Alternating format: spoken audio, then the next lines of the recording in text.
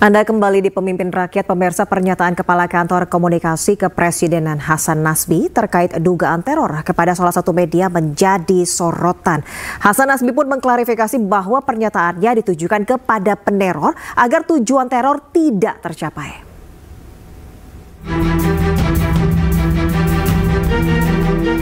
Komunikasi publik jajaran Kabinet Merah Putih menjadi sorotan.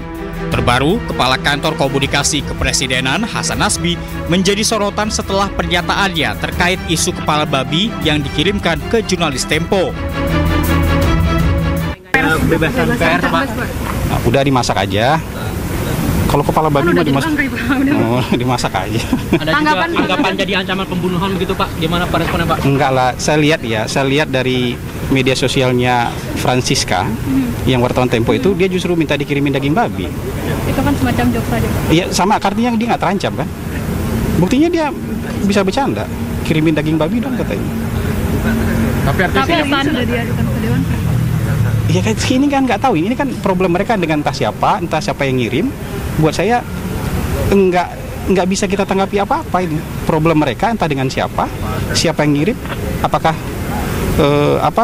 itu benaran seperti itu atau cuman jokes, karena saya lihat juga mereka menanggapinya dengan jokes gitu. Jadi menurut saya nggak usah dibesar-besarkan ya. Tapi komitmen soal kebebasan pers di era Pak Prabowo ini tetap ada yang dihalang-halangi bikin berita nggak? Usai pernyataannya viral, Kepala Kantor Komunikasi Kepresidenan Hasan Nasbi mengklarifikasi bahwa dirinya bukan mengecilkan kebebasan pers. Hal ini justru untuk mengecilkan si peneror. Dengan mengatakan agar kepala babi dimasak saja, membuat pelaku tidak mencapai tujuannya, yakni menebar teror.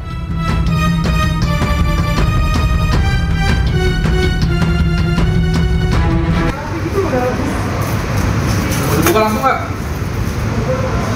Dibuka nggak? Bukan. Apa ya? Serem banget nggak sih, Bang? Sebelumnya, jurnalis Tempo yang merupakan reporter desk politik bocor alus mendapat teror dari orang tak dikenal. Ia mendapatkan sebuah paket berisi kepala babi tanpa telinga yang dikirim ke kantor Tempo di kawasan Kebayoran Lama, Jakarta Selatan. Daging. Kepala babi kan? Iya. Oke, itu di dalam itu.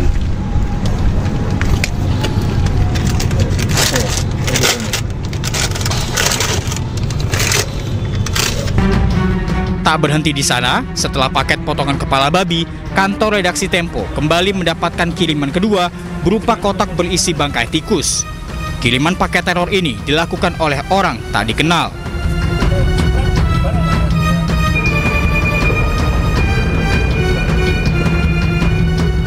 Teror ini mendapat kecaman dari sejumlah organisasi jurnalis di Indonesia, seperti Dewan Pers dan Ikatan Jurnalis Televisi Indonesia. Sementara Komite Keselamatan Jurnalis Indonesia melaporkan teror kiriman kepala babi ke Barreskrim Polri. Tim Liputan, iNews melaporkan. Menteri Perhubungan Budi Purwagandi meninjau Pelabuhan Merak, Banten untuk memastikan kelancaran arus mudik Lebaran tahun 2025. Pemerintah memastikan persiapan di Pelabuhan Merak semakin dimaksimalkan untuk melayani pemudik dari Pulau Jawa yang hendak menuju Pulau Sumatera.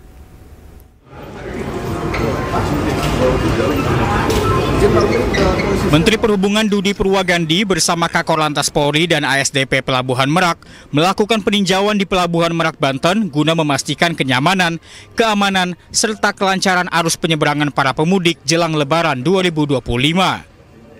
Budi mengatakan guna mengantisipasi lonjakan pemudik, pemerintah memberlakukan program Work from Anywhere mulai 24 Maret 2025. ASDP Merak sudah siap untuk menyambut para pemudik yang akan berlebaran ke arah Sumatera. Kita bisa lihat bahwa dermaga sudah disiapkan, kemudian lahan-lahan parkir juga sudah disiapkan. Semoga pelayanan terhadap pemudik bisa berjalan dengan lancar. Nah, untuk mengantisipasi lonjakan itu makanya pemerintah memberlakukan Work from Anywhere. Ini kita berlakukan dari mulai tanggal 24.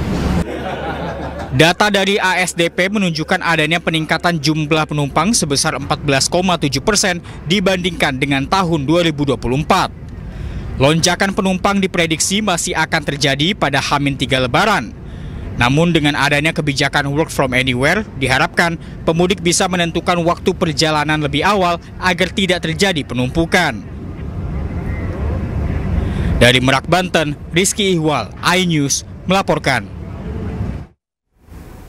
Pemirsa, Wakil Presiden RI Gibran Rakabuming Raka ternyata bisa memasak. Usai jeda kita akan melihat apa yang dimasak oleh Gibran. Jangan kemana-mana.